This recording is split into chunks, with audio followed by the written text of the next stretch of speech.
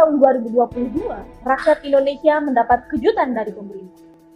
Tanggal 30 Desember 2022 tepatnya, pemerintah menerbitkan Perpu nomor 2 tahun 2022 yang merupakan pengganti Undang-Undang nomor 11 tahun 2020 tentang Cipta Kerja. Sontak, terbitnya Perpu ini menuai pro dan kontra dari berbagai kalangan. Ada pihak yang mendukung, ada yang apatis, bahkan ada yang menolak karena penerbitan Perpu ini merupakan bentuk pengkhianatan terhadap konstitusi dan mencederai demokrasi.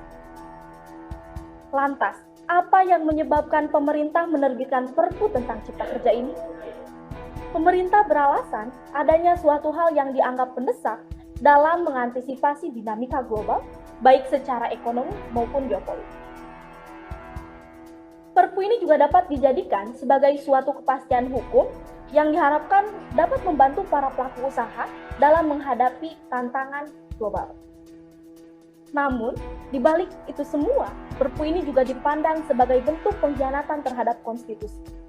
Sebab, sebagaimana diketahui bersama, pada tanggal 25 November 2021 lalu, Mahkamah Konstitusi telah menyatakan Undang-Undang Cipta Kerja itu inkonstitusional bersyarat.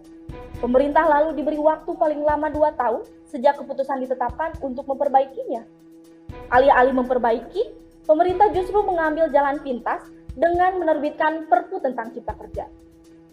Alhasil, penerbitan Perpu ini juga dipandang sebagai bentuk ancaman terhadap demokrasi karena pembahasannya tidak terbuka kepada publik. Perpu ini juga banyak mengandung upaya ketidakberpihakan kepada rakyat yang merupakan pemegang kekuasaan tertinggi dalam konstitusi.